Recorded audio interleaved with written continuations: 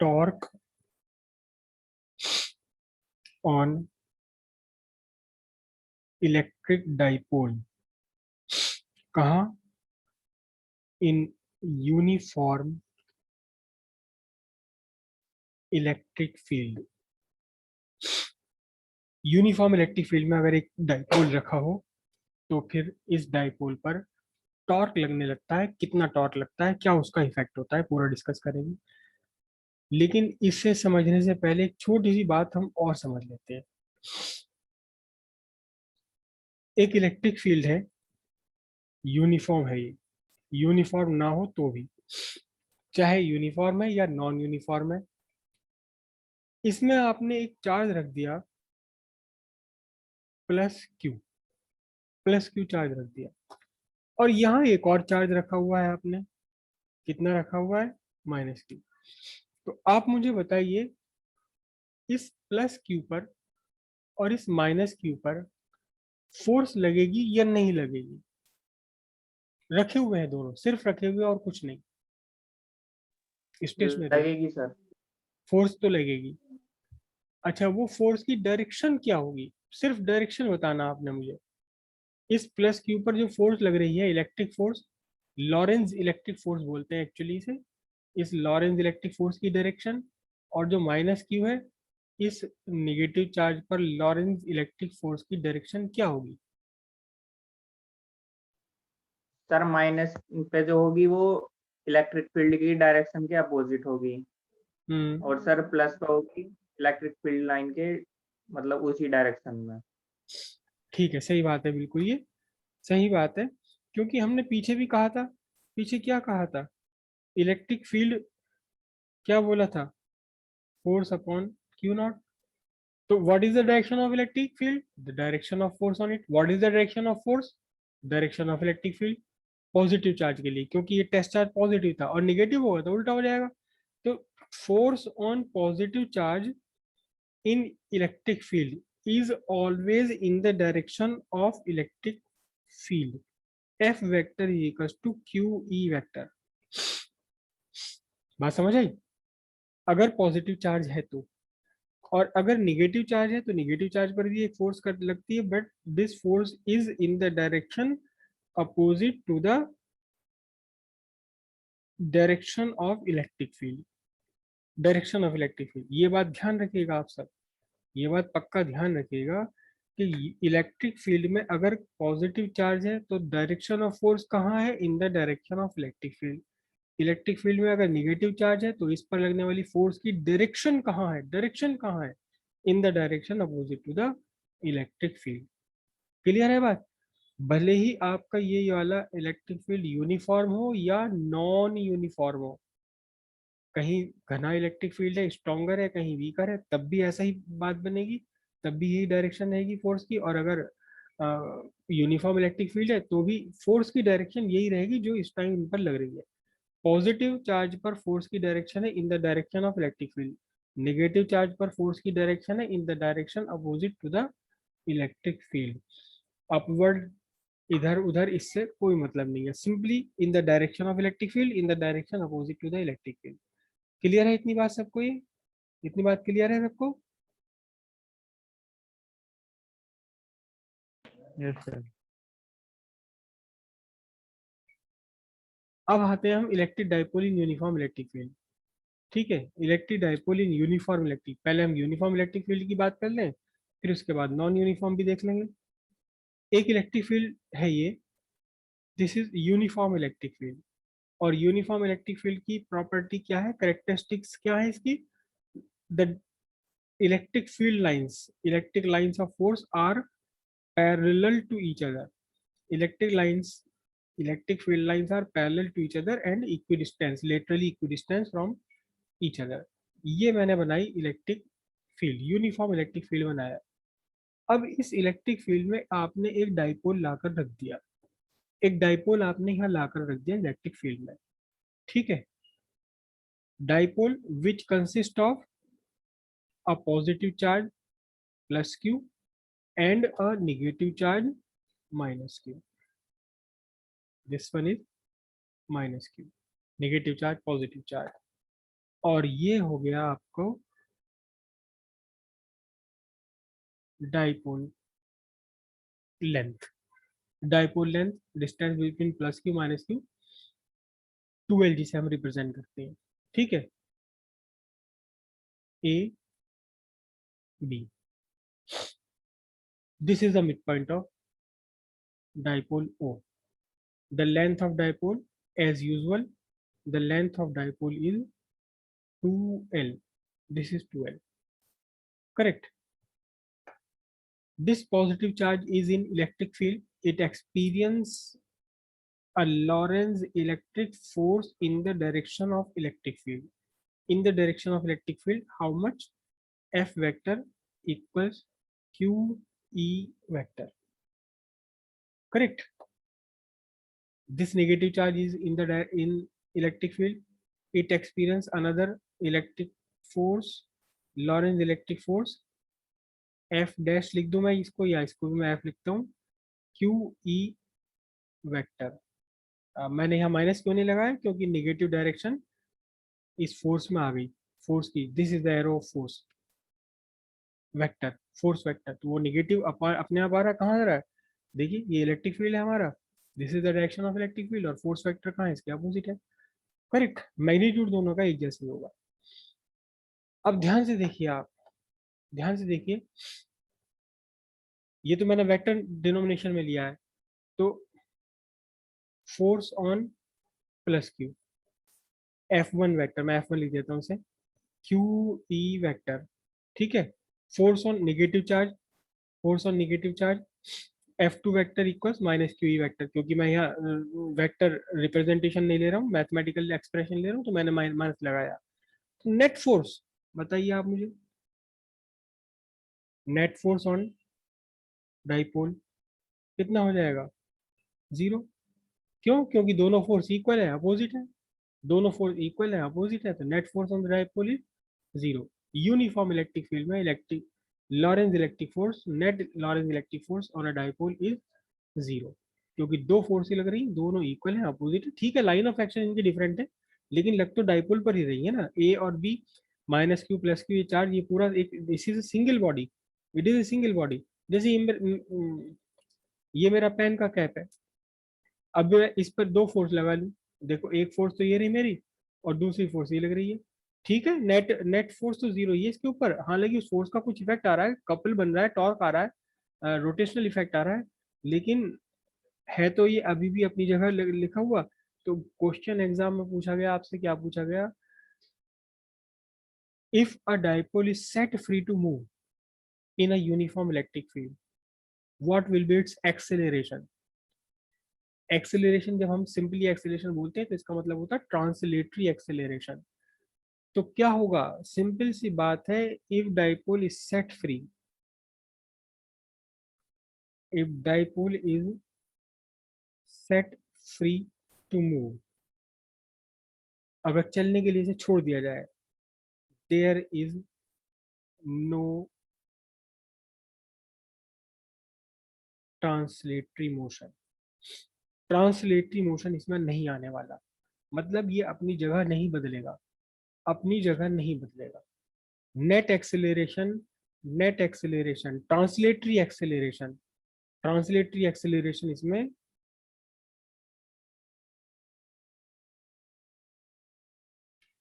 Translatory acceleration कितना होना है, जीरो। ट्रांसलेटरी मोशन समझते हो क्या होता है, ट्रांसलेटरी मोशन, ये जैसे ये बॉडी है, इस बॉडी का इधर उधर चलना, ये ट्रांसलेटरी मोशन है इसका। अगर ये घूमती है ऐसे, चल चल भी रही है, घूम रही है, ऐसे चल भी रही है और जगह भी बदल रही है, घूम भी रही है, तो ट्रांसलेटरी और रोटेशनल दोनों मोशन है। लेकिन अगर अपनी जगह पर घूम रही है तो केवल रोटेशनल मोशन है, ट्रांसलेटरी मोशन इसमें नहीं है। तो नेट ट्रांसलेटरी एक्सेलरेशन जीरो है, there is no translatory motion of dipole in uniform electric field. लेकिन the two forces F1 vector, F2 vector are acting along different line of action. F1 vector and F2 vector, they are acting on different line of action, and hence they form a couple. Couple tends to rotate the dipole. If the dipole is set free to rotate, मैं देखिए यहाँ क्या word लिखा, if the dipole is set free to move, there is no translating motion. If the dipole is set free to rotate, there will be a rotational effect, there will be a rotational motion. अब कितना वो rotational effect है यानी torque है, इसे हम calculate करेंगे। तो इसके लिए मैंने एक परपेंडिकुलर ड्रॉ किए हैं, ठीक है। This is point P, right angle मैंने बनाया है। और अब the orientation of dipole with electric field is theta, this theta. Theta is the orientation of electric dipole. Theta is the angle made by dipole with electric field vector. P vector, this is actually the angle between P vector and E vector. ध्यान से देखना जरा, P vector की direction कहाँ से कहाँ होती है? P vector की डायरेक्शन होती है हमेशा from negative charge to positive. This is the direction P vector. This is P vector. और इलेक्ट्रिक फील्ड वेक्टर का, this is electric field vector, मेरा जो ब्लू पेन है। Here angle theta is actually direction angle between P vector and E vector. P vector और E vector के बीच का angle है थीटा। क्लियर है इतनी बात? तो सर ये वाली बात दोबारा समझाना। क्या ये P वेक्टर E वेक्टर के बीच का angle? Yes sir. Yes sir. देखिए ध्यान से, P वेक्टर जो इलेक्ट्रिक डाइपोल मोमेंट है आपका, किसका? Electric dipole moment of electric dipole कहाँ से कहाँ होता है? Negative charge to positive charge. तो ये देखिए, ये मेरा negative charge to positive charge, ये मेरा पेन है, ये क्या रिप्रेजेंट कर रहा है? Direction of electric dipole moment P vector. और ये मेरा ब्लू पेन है, ये डायरेक्शन किसे रिप्रेजेंट कर रहा है? This is the direction of electric field, external electric field, जिस इलेक्ट्रिक फील्ड में रखा गया है। ये जो electric field uniform electric field है, this electric field is not the electric field induced by dipole. ये डाइपोल का अपना इलेक्ट्रिक फील्ड नहीं है, this is the external electric field. किसी और तरह से हमने ये इलेक्ट्रिक फील्ड यहाँ बनाया और उस इलेक्ट्रिक फील्ड में इस डाइपोल को रख दिया। तो इस पर जो भी फोर्स लग रही है, टॉर्क लग रहा है, वो actually due to the interaction between two electric fields, due to the interaction between two electric fields. कौन कौन से इलेक्ट्रिक फील्ड? एक तो वो इलेक्ट्रिक फील्ड जो खुद ये डाइपोल बनाता है, अपना इंड्यूस करता है, और एक वो इलेक्ट्रिक फील्ड जिस इलेक्ट्रिक फील्ड में आपने रखा है। दोनों का इफेक्ट मिल करके वो टॉर्क काम करता है। तो यहाँ थीटा एक्चुअली क्या है? Theta is the angle between P vector, this is the P vector, कहाँ से कहाँ? नेगेटिव से पॉजिटिव की तरफ, और this is the E vector. P vector और ई वेक्टर के बीच का एंगल क्या है? यहाँ पी वेक्टर ई वेक्टर के बीच का एंगल है थीटा। क्लियर हुई? थीटा कितना क्या है? कोई कंफ्यूजन अभी? Yes sir. हाँ, तो अब हम यहाँ क्या लिखते हैं? हम लिखते हैं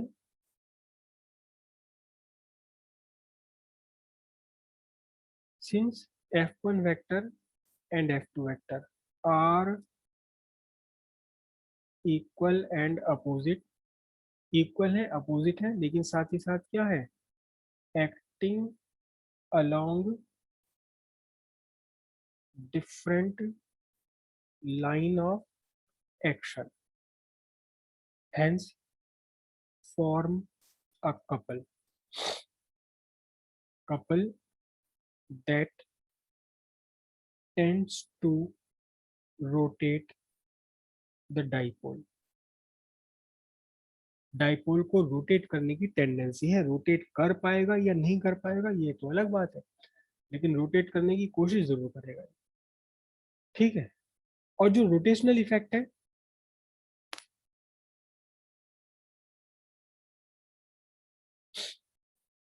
रोटेशनल इफेक्ट को मेजर हम किससे करते हैं?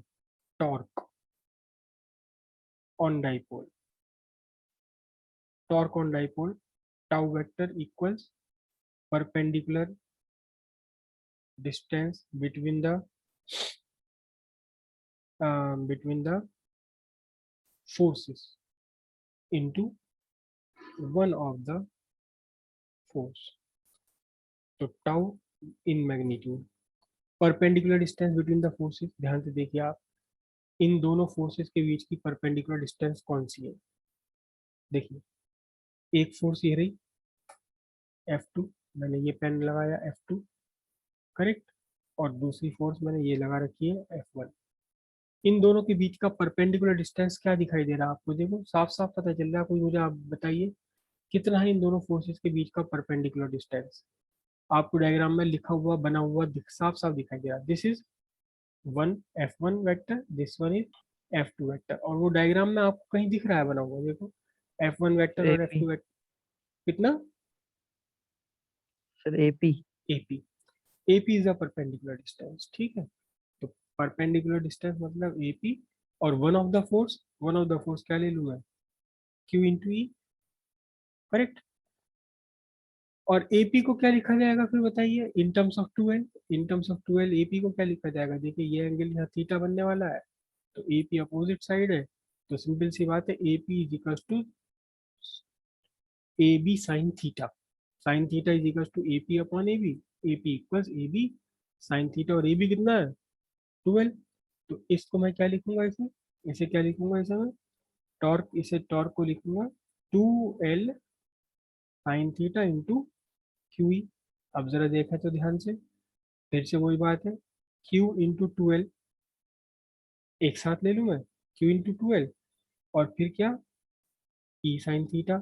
तो टॉर्क कितना बना बताओ? ये क्या बन गया? P E sine theta newton metre. ये आपका टॉर्क हो गया।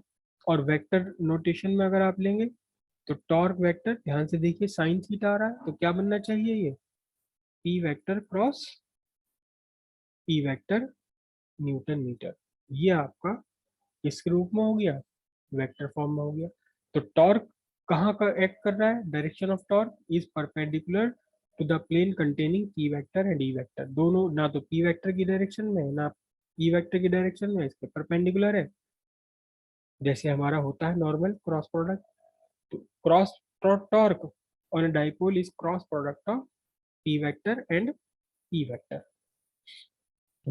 तो अब यहाँ से एक बात और क्लियर हुई कि torque on dipole depend on electric dipole moment, strength of electric field, and also depend upon the orientation of dipole with respect to the electric field, कि ये आपका जो डाइपोल है ये इलेक्ट्रिक फील्ड में किस डायरेक्शन में इलेक्ट्रिक फील्ड के रेस्पेक्ट में कैसे रखा हुआ है।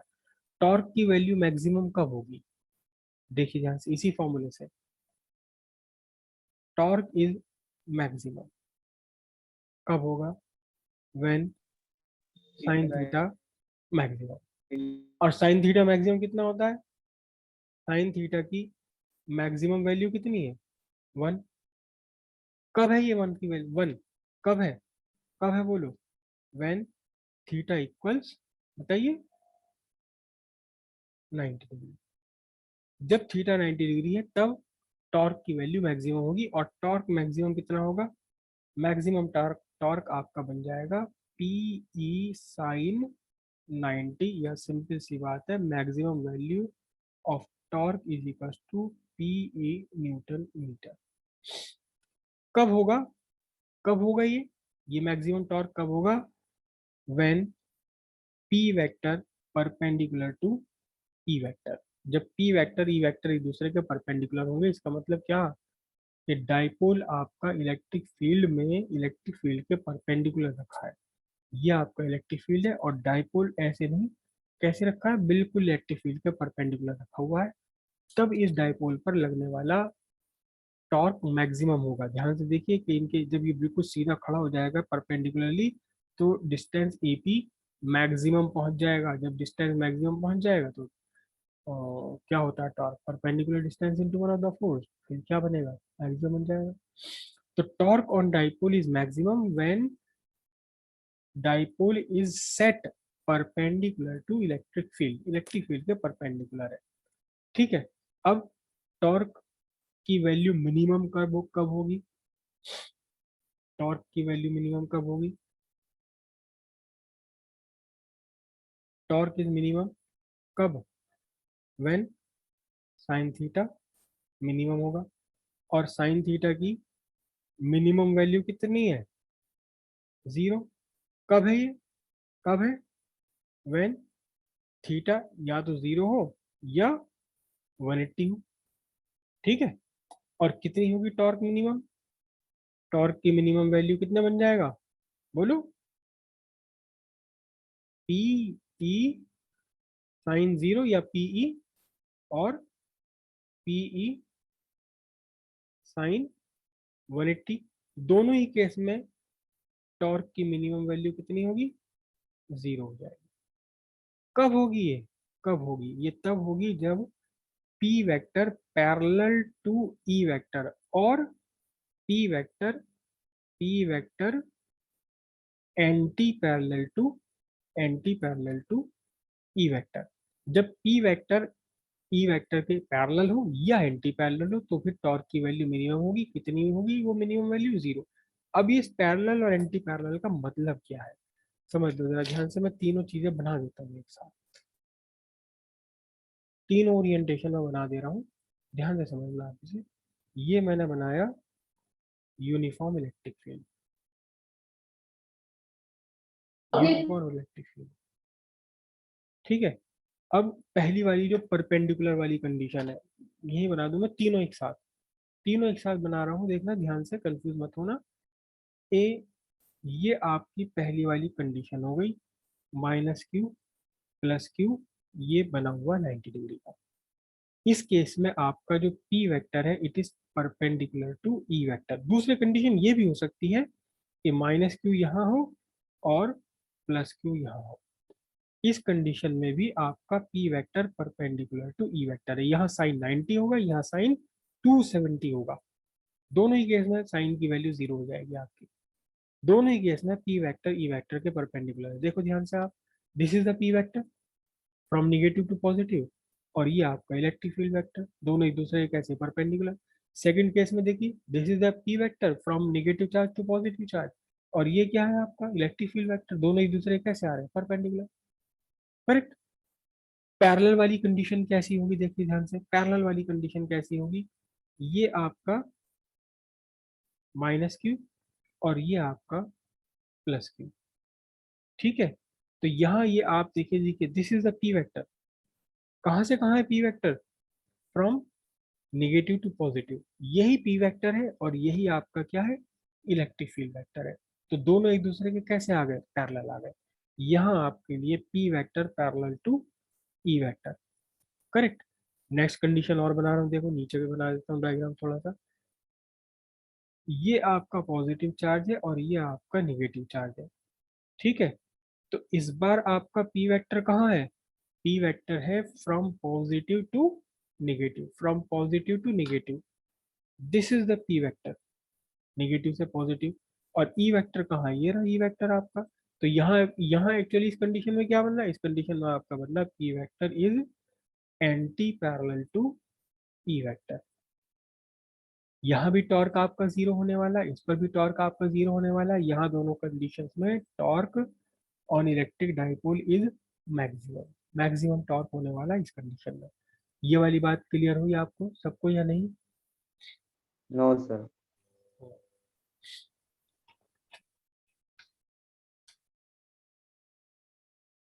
अब ये तो था टॉर्क, ठीक है।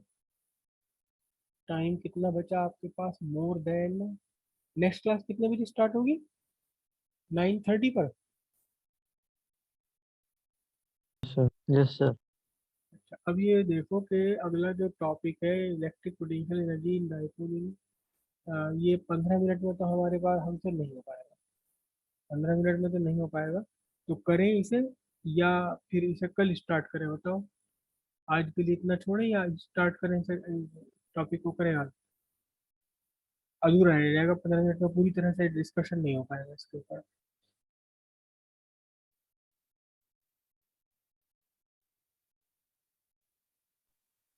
तो सर कल वो करवा दीजिए, वो अधूरा रह जाएगा सर डिस्कशन। कल करवा दिए जब अधूरा रह जाएगा तो फिर। यहाँ तक की आज तक की सारी बातें क्लियर हो गई आपको? पक्की एकदम बढ़िया, perfect? Yes yes sir. Sir. ठीक है। Yes sir. तो आज तक की जो वीडियो है ना सारी, ये मैं आज में अपलोड कर दूंगा सारी की सारी। बस अभी लगा सर देता हूँ।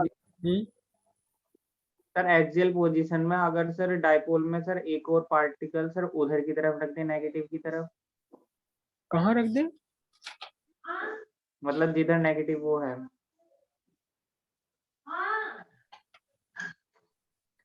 ये एक्सियल पोजीशन है। ये यस एक्सियल सर। सर ई को नेगेटिव की तरफ रखने, माइनस पॉइंट क्यू की को तरफ रखने। Yes sir. पी पॉइंट को नेगेटिव की तरफ रख लें यस सर। यस तो सर। क्या होगा, मैंने अभी अभी तो बताया था आपको। अगर पी पॉइंट को आप यहाँ निगेटिव की साइड में ले लेंगे, देखो ध्यान से, मैंने पॉइंट पी को यहाँ ले लिया, ये तो कहना चाह रहे हो ये पॉइंट पी है। Yes sir. अब जरा ध्यान से देखना, जो निगेटिव का इलेक्ट्रिक फील्ड है ये स्ट्रॉन्गर होगा, E2 वेक्टर लार्जर होगा यहाँ, और जो डायरेक्शन अपोजिट हो जाएगी, मतलब हम्म डायरेक्शन अपोजिट हो जाएगी, बाकी सब बस कुछ बस हो बस बस जाएगा। डायरेक्शन अपोजिट हो जाएगी।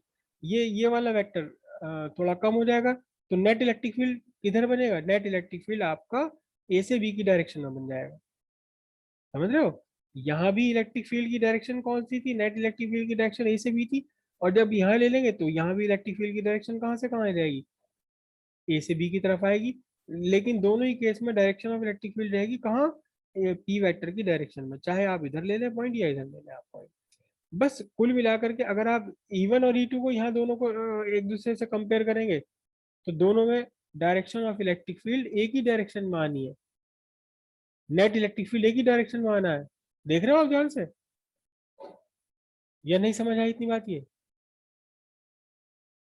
देखिए यहाँ इलेक्ट्रिक फील्ड E1 कहाँ है आपका, ओपी डायरेक्शन में, ओपी कैप, ये लार्जर है, और जो E2 है आपका ये कहाँ से है, पी से ओ की तरफ है, ये स्मॉलर है।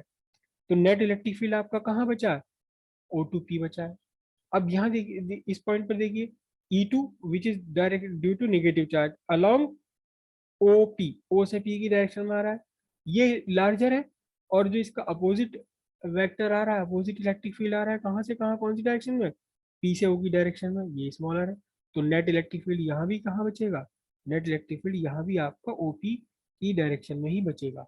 तो आपको देखने में लग रहा है कि उल्टा हो गया इलेक्ट्रिक फील्ड, जबकि net electric field same direction में बनने वाला है, चाहे आप पॉजिटिव की साइड में ले लें या निगेटिव की साइड में ले लें, डायरेक्शन ऑफ इलेक्ट्रिक फील्ड वही की वही रहेगी। क्लियर हो इतनी बात ये। Sir hmm sir you E1 larger कैसे है?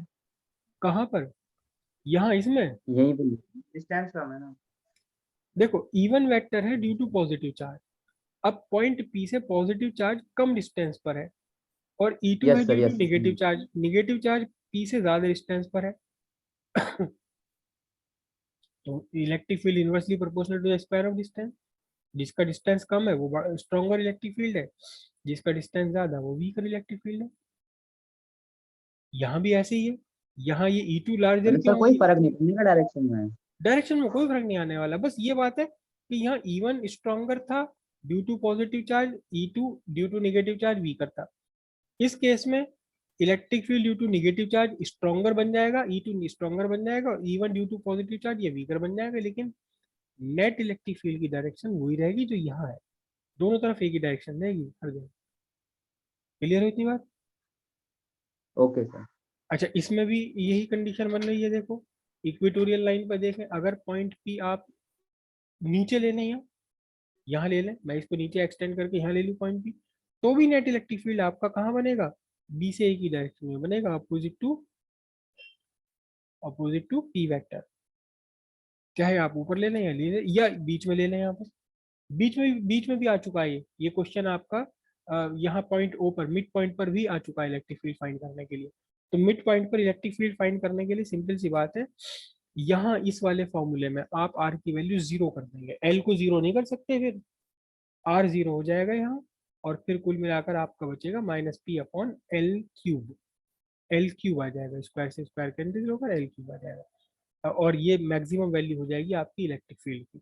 इलेक्ट्रिक फील्ड की मैक्सिमम वैल्यू कहाँ, पॉइंट ओ पर, और जैसे जैसे पॉइंट ओ से आप दूर जाएंगे वैसे वैसे इलेक्ट्रिक फील्ड डिक्रीज होते चला जाएगा। क्लियर हुई इतनी बात।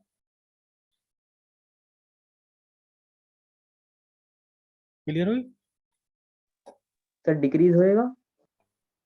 इलेक्ट्रिक डिक्रीज फील्ड की कैसे? मैक्सिमम वैल्यू रहेगी कहाँ, एट द मिड पॉइंट